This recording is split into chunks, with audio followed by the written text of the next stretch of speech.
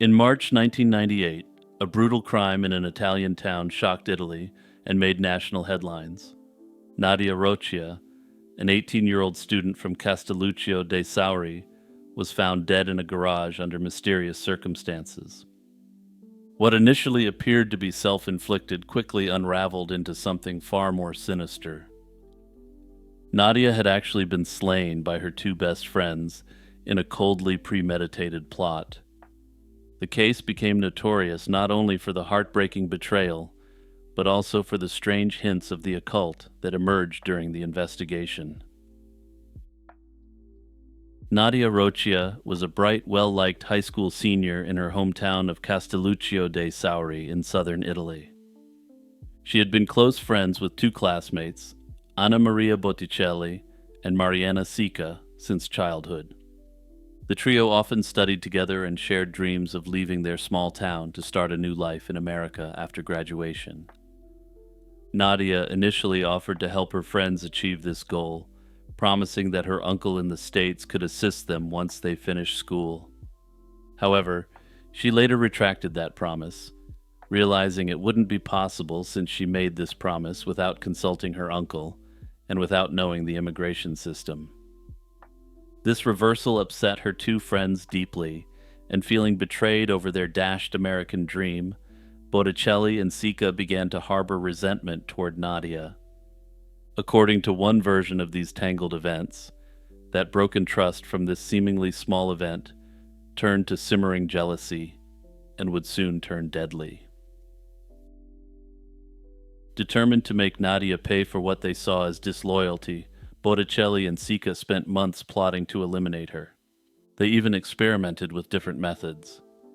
At one point, they tried to poison her by secretly spiking a drink with rat poison, but Nadia fortunately refused to drink it, sensing something was off.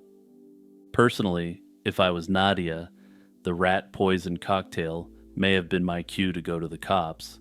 But hey, I'm not an Italian teenage girl circa the 1990s, at least last time I checked. After a number of buffoonish failed attempts that read something like the CIA trying to knock off Castro, the pair decided on a more direct approach. They also simultaneously prepared a cover story so they could get away with it. They tricked Nadia into signing a blank sheet of paper under some pretext, intending to use her real signature on a letter later. That letter would explain to investigators why she had chosen to do this to herself. Botticelli also sowed rumors that Nadia had a crush on her, a lie that would reinforce the narrative in the note. All these steps show the deliberate and cold-blooded planning behind their actions. On March 14, 1998, the two friends put their grim plan into action. Under the guise of an ordinary study meetup, they lured Nadia to the Botticelli family's garage that afternoon. Once Nadia was inside and off guard, they attacked. Mariana Sica crept behind Nadia and yanked a scarf tightly around her neck, while Anna Maria Botticelli held Nadia down. Nadia struggled, but together the two managed to strangle her to death. With Nadia's lifeless body on the ground, the two girls immediately set about staging the scene. Also, as a quick aside, I'm not sure how any of this was supposed to help these two idiots get to the States, but I digress. They tied a rope around Nadia's neck, though notably her body was found on the floor with no high ligature point, a detail that would later raise suspicions. Next, they placed a typewritten note nearby, which they had composed beforehand, and which was supposed to wrap everything up in a nice, neat little package.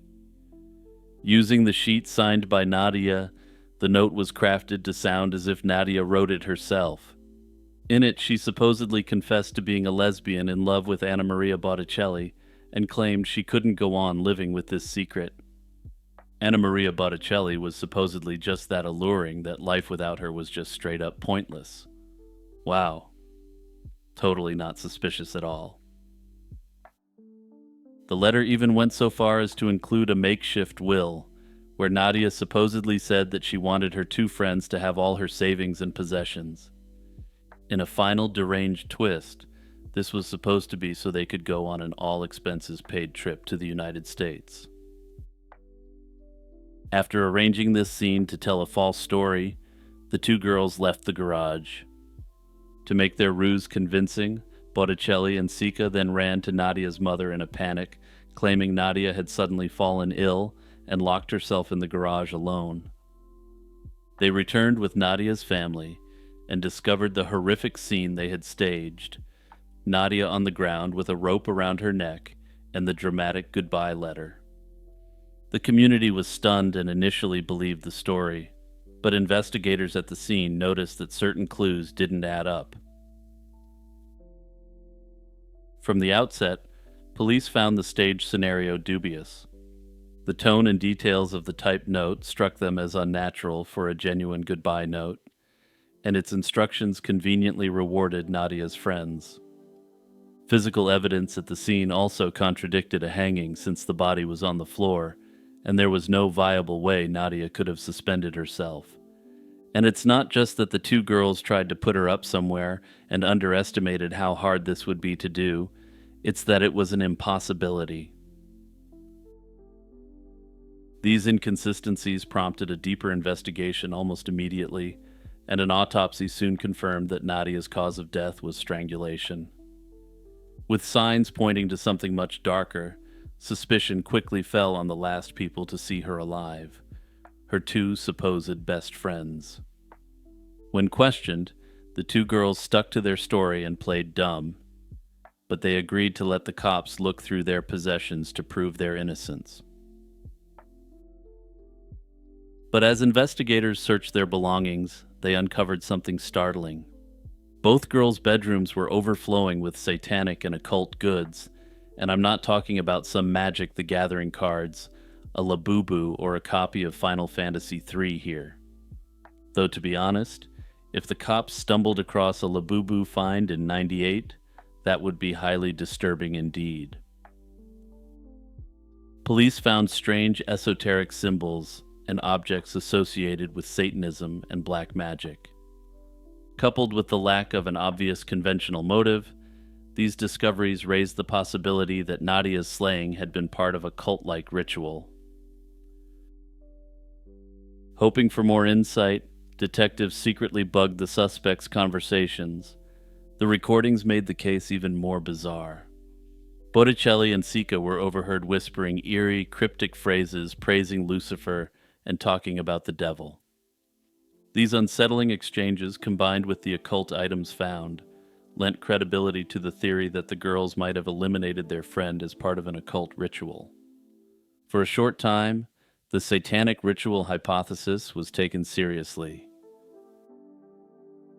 The media reported on the possibility of devil worship playing a role in the crime. However, investigators soon took the position that these occult clues were an elaborate smokescreen. They began to believe Botticelli and Sika had planted the Satanist materials and intentionally talked about Lucifer to mislead the police. In other words, under this theory, the teenagers tried to create a fake occult narrative to divert attention from their true motive or to create an insanity defense. Confronted with the autopsy results, the inconsistencies, and the intercepted conversation about the occult, the two girls sang like satanic canaries. They even agreed to reenact the crime at the garage, demonstrating to police how they strangled their friend. With the truth of their guilt established, attention turned to why Botticelli and Sika committed such an atrocious act. The occult angle was ultimately dismissed as fabricated by the investigators. Still, Botticelli attempted to offer a more fleshed-out supernatural explanation for their actions that went beyond simple run-of-the-mill devil worship. She told investigators that Mariana Sika's deceased father had appeared in her dream and instructed her to sacrifice Nadia. According to this bizarre claim, the deceased father claimed that a demon demanded Nadia's death as part of a pact, and these brides of Baphomet had no choice but to obey. Officials didn't find this story credible at all, because they believed the girls were under the impression if they were found insane, there wouldn't be any consequences. In essence, the authorities believed that the two girls thought that a finding of insanity means you get to go home and then hop on a plane to America. Psychological evaluations declared both girls perfectly sane and fully accountable for their deeds. That said, this doesn't disprove that they weren't motivated by a belief in Satan. It just means that they weren't suffering from psychosis at the time of the attack on Nadia. Whether the slaying of Nadia was actually occult motivated or not remains hotly debated. Given that virtually nothing about their motive or actions makes sense, and given that occult materials were found in their possession, I don't believe it can be ruled out. Another theory floated by a prosecutor was that the two girls were romantically involved with each other. If this was accurate, Nadia had become an obstacle or unwanted third wheel in their relationship. Under this idea, jealousy or fear of Nadia revealing their secret could have driven them to eliminate her. This motive remained speculative and was never proven in court, but it added another possible lurid dimension to the case. In the end, no definitive single motive was officially confirmed, and it literally may have been as simple as revenge for not getting help in going to America. In 1999, a court convicted both and initially sentenced them to life in prison.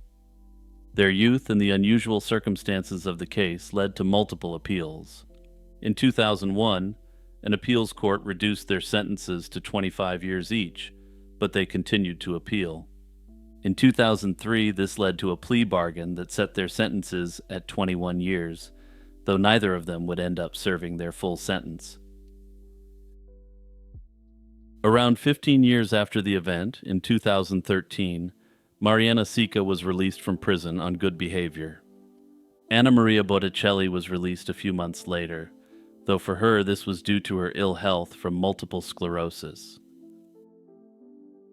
Upon release, the two were given new identities and reportedly settled in different regions of Italy to live in anonymity. Nothing is publicly known about their lives after prison, and if you're one of my viewers in Italy, well, one of them could be your neighbor, and you wouldn't even know it. Unless one of them writes a book, it seems unlikely that we'll ever know their true motivation for this horrible act against Nadia. Hey everyone, Jimmy reminding you to like and subscribe and to tap the notification bell.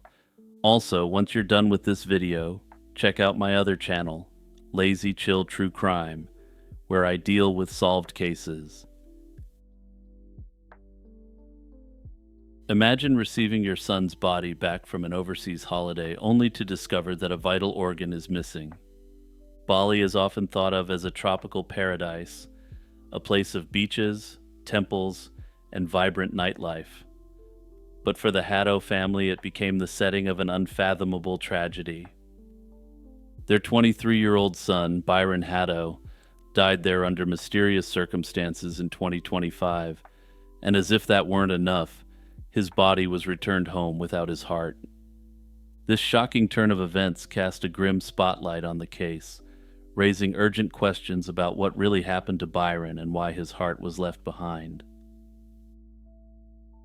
Byron Haddo was a young mine worker from Queensland who traveled to Bali for a much-needed holiday in May 2025.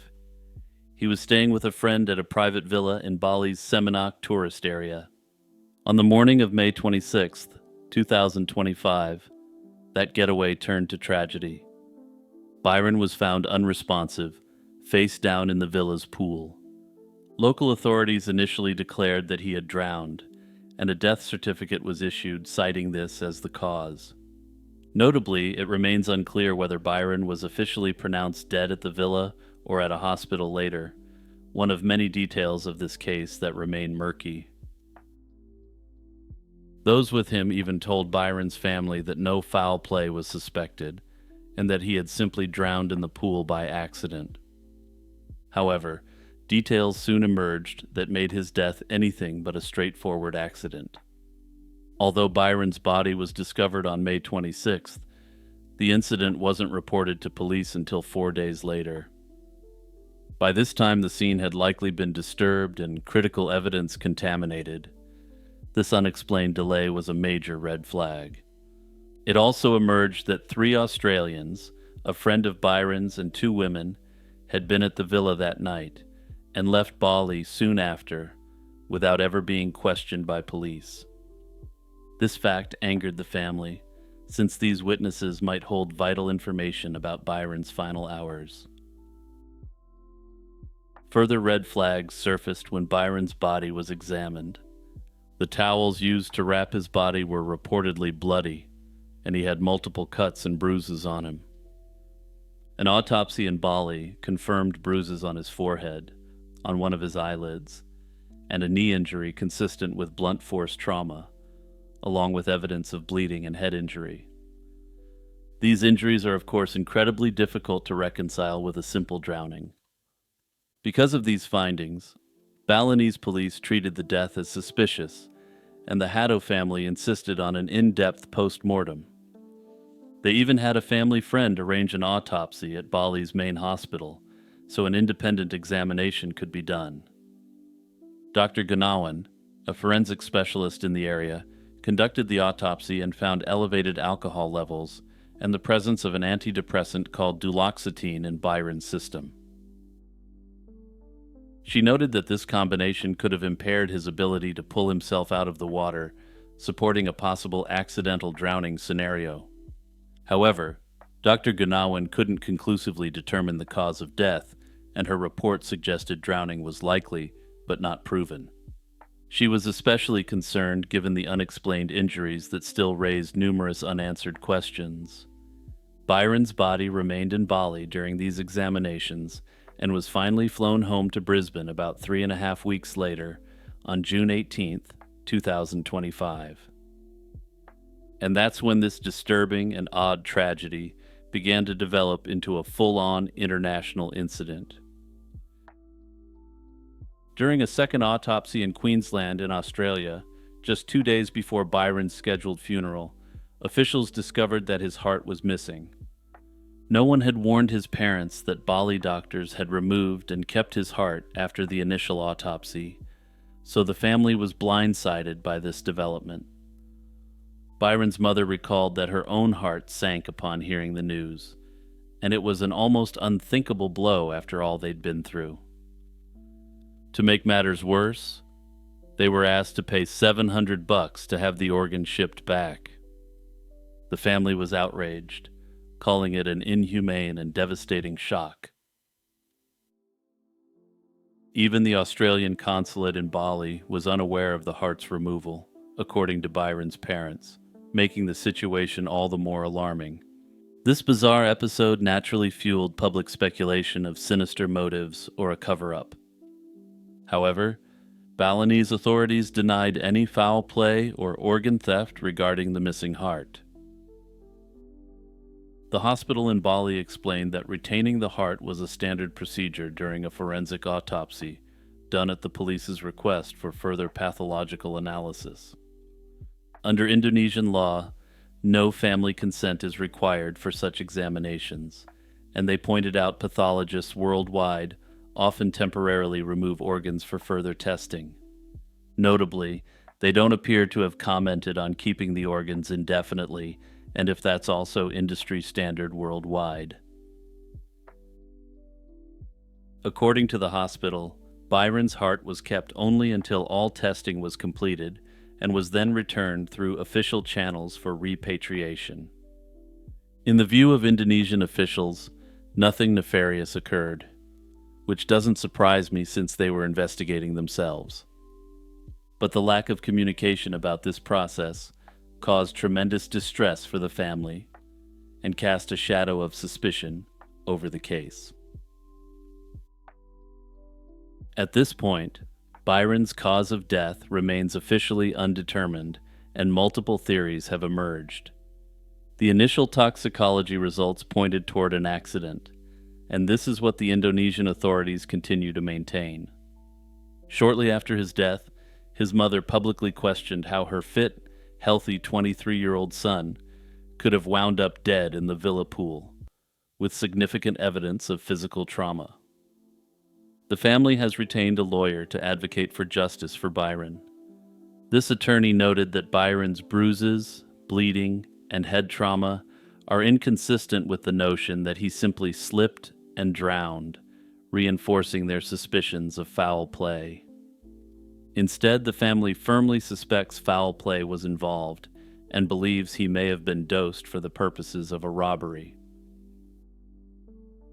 As of this writing, active investigations are currently underway in both countries. In Queensland, the state coroner's inquiry is re-examining all the evidence, and no findings have been released yet from that inquiry. In Bali, police have reopened their probe and have requested help from the Australian Federal Police to locate and interview the 3 Australians who were with Byron. Indonesian investigators say they need the witnesses' testimony to fill in the timeline, but as of yet, those key accounts remain missing. Interestingly, of course, they didn't need this testimony to draw a conclusion before the family hired a lawyer and turned this into an international incident. Anyway, so far, no clear answers have emerged and no one has been charged as of yet. All that said, at least to me, nothing really properly adds up here. In the early 19th century, if you were standing on the northernmost shores of Siberia, you might have witnessed something baffling.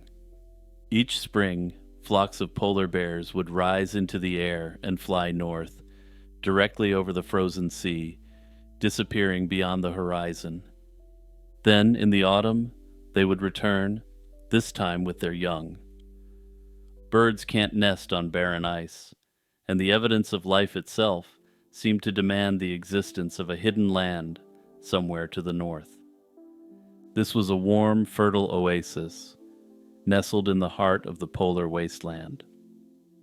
This natural mystery was the first clue, the first whisper of a place that would haunt the Russian imagination for over 2 centuries, a phantom island known as Sannikov Land. The story of Sannikov Land, or Zemlya Sannikova in Russian, begins with a credible witness. Yakov Sannikov was a seasoned frontiersman, ivory hunter, and explorer who knew the Arctic as well as anyone alive. He had already discovered and charted real islands, proving he could distinguish land from ice. During a cartographic expedition between 1809 and 1810, Sannikov stood on the northern coast of the new Siberian islands and saw something new. In 1811, he reported it officially: the clear silhouette of land with high mountains, far to the north of Kotelny Island. This was a distinct geographical feature, and when combined with the inexplicable flight of the geese, Sannikov's report created a powerful, scientifically plausible hypothesis. Also, as I'm editing this now, I just realized I said polar bears instead of polar geese earlier. And you know what? I'm keeping it in. For decades, the idea simmered in the minds of Russian explorers. Then, in 1886, it found its great champion. Baron Edward von Toll was a respected Baltic German geologist in Russian service, a man of science obsessed with the Arctic's secrets. Like Sannikov before him, Toll was on an expedition to the new Siberian islands when, on a day of perfect visibility, he saw it. From the shore of Kotelny Island, he described the sharp outline of 4 mountains. He was so convinced that he even estimated its distance and speculated as to the mineral composition of the mountains. He spent the next decade campaigning relentlessly, arguing before the Imperial Academy of Sciences that finding this land was a matter of Russian national prestige. Finally, in 1900, he got his wish, and Toll was appointed leader of the Russian polar expedition, setting sail on the schooner Zarya with a dual mission. He was to conduct broad scientific research and, for Toll, to finally set foot on Sannikov Land itself. The expedition was grueling from the start, and the ship was plagued by leaks, and Toll clashed with his captain. They spent 2 punishing winters trapped in the pack ice, unable to break through to the island's supposed location. Interestingly, among the crew was a young, ambitious officer named Alexander Kolchak, who would be leading the white movement against the Reds just 2 decades later. After 2 years of frustration, Toll made a desperate gamble. In June 1902, he and 3 companions left the icebound Zarya. They would travel by kayak north to Bennett Island, a known outpost, and wait for the Zarya to pick them up when the ice finally cleared. The ship never made it as the ice was too severe, and the acting commander, following Toll's own contingency orders, was forced to sail south, leaving the 4 men stranded. The following spring, it was Kolchak, the future admiral, who led a daring rescue mission by whaleboat back to Bennett Island. He found Toll's camp, his scientific collections, and a final, heartbreaking note. Dated November 1902, it stated that the party was leaving the island and heading south by kayak, with provisions for only about 2 weeks. They were walking into the teeth of the polar night, a time of absolute darkness and treacherous, newly formed ice, and they were never seen again. The final chapter in the search came in the 1930s, when the Soviet Union, with its powerful new icebreakers and growing fleet of Arctic aircraft, decided to settle the question for good. In 1937, the icebreaker Sadko was dispatched with the explicit goal of finding Sannikov Land. In a turn of profound maritime irony, the Sadko, an icebreaker, also became trapped in the ice and had to be rescued by an icebreaker. The final nail in the coffin came in 1938 when Soviet Arctic pilots flew extensive surveys over the entire region. From the air there was no hiding, and they confirmed, beyond the shadow of a cat's ass, that Sannikov Land didn't exist. While this settled the historical tale of the Phantom Island, it did present a new scientific mystery in an attempt to explain what Sannikov and Toll saw. The first theory is that the island was real, but that by the 1930s, it was gone. Many islands in the New Siberian archipelago aren't solid rock, but are composed of a combination of permafrost and soil. These transient islands are incredibly vulnerable to coastal erosion, a process that is accelerating dramatically with rising Arctic temperatures. Notably, there's strong circumstantial evidence that this may be the case. The island of Mustak, in the same area, has seen extremely heavy coastline erosion at a rate of about 20 feet per year. It's entirely plausible that Sannikov Land was one of these icy islands, and it simply melted and crumbled into the sea. The second theory is that they were tricked by the light. The Arctic is famous for powerful optical illusions called superior mirages. To an observer, this creates a shimmering, distorted image of a distant landmass appearing to float in the sky where there is only water. Many geographers today believe that what Sannikov and Toll saw was a mirage of Bennett Island, a real island located much farther north. Notably, the scientific understanding of these mirages was limited at the time. In a weird twist of fate, despite not actually existing, or perhaps because it doesn't actually exist, Sannikov Land became a staple of Russian and Soviet culture in the 20th century. In 1926, the Soviet geologist Vladimir Obruchev wrote the science fiction novel aptly titled Sannikov Land. Obruchev, an expert on Siberia, gave the myth its enduring form, which continues on today, and has even morphed into a form of a conspiracy theory. Obruchev turned this non-existent island into an absolute paradise in Siberia in the Soviet popular imagination. He provided a clever scientific rationale for a warm Arctic utopia. The island was the caldera of a dormant volcano, its geothermal heat creating a lush, hidden world. He then populated it with mammoths and surviving Neanderthals. The book was wildly successful and was adapted into a movie in the 1970s. Notably, The author never claimed the work as anything but pure speculative fiction about a Siberian paradise. Despite this, some have argued that there is a real Arctic paradise in Sannikov land that the elites don't want anyone to know about for some reason. And trust me, there's totally nothing there, so don't go there looking for it under any circumstances whatsoever, because you definitely won't find a paradise full of mammoths.